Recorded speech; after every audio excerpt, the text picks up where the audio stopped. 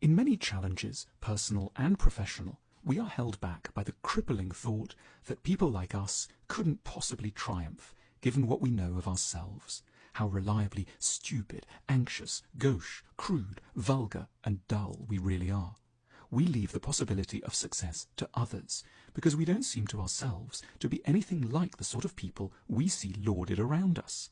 Faced with responsibility or prestige, we quickly become convinced that we are simply imposters, like an actor in the role of a pilot, wearing the uniform and making sunny cabin announcements while utterly incapable of even starting the engines. It can feel easier simply not to try.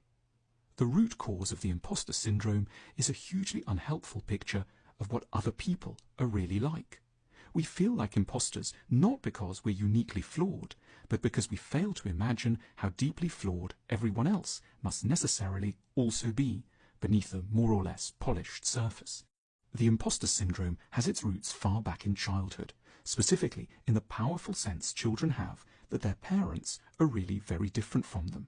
To a 4-year-old, it's incomprehensible that their mother was once their age, and unable to drive a car, tell the plumber what to do, decide other people's bedtimes, and go on planes with colleagues. The gulf in status appears absolute and unbridgeable. The child's passionate loves, bouncing on the sofa, Pingu, Toblerone, have nothing to do with those of adults, who like to sit at a table talking for hours, when they could be running about outside, and drink beer which tastes of rusty metal. We start out in life with a very strong impression that other people, especially competent and admirable other people, are really not like us at all. This childhood experience dovetails with a basic feature of the human condition. We know ourselves from the inside, but we know others only from the outside. So we're constantly aware of all our anxieties, doubts, and idiocies, yet all we know of others is what they happen to do and tell us, which is a far narrower and more edited source of information. We're often left to conclude that we are isolated at the more freakish and revolting end of human nature. Far from it. We're just failing to imagine that others are, of course, every bit as disturbed as we are. Without knowing exactly what it is that troubles or racks another outwardly very impressive person, we can be sure that it will be something. We might not know exactly what they regret, but there will be agonizing feelings of some kind. We won't be able to say exactly what kind of unusual sexual kink obsesses them, but there will be one. And we can know this because vulnerabilities and compulsions cannot be curses that have just descended upon us uniquely. They are universal features of human mental equipment. The solution to the imposter syndrome lies in making a crucial leap of faith. The leap that others' minds must work in basically much the same way as ours do.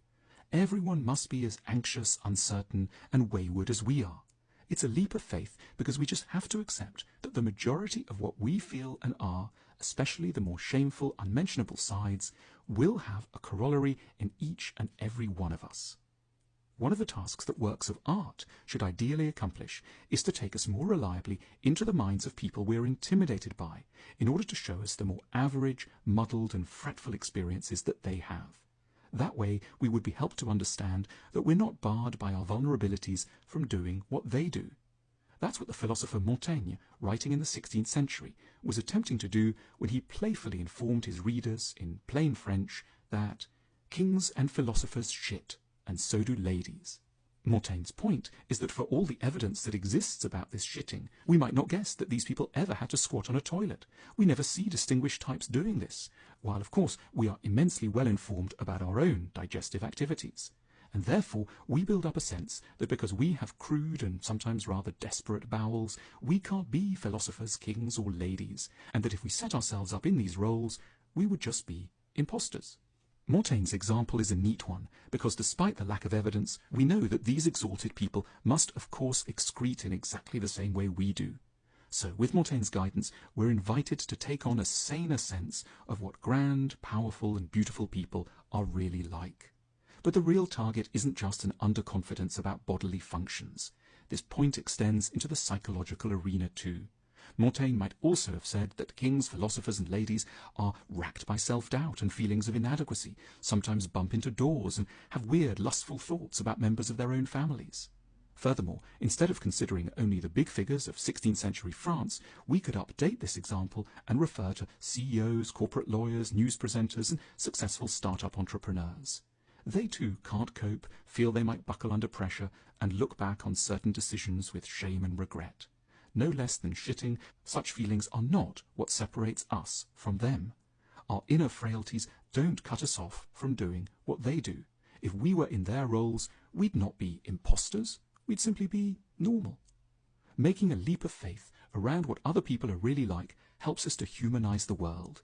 It means that whenever we encounter a stranger, we're not really encountering a stranger.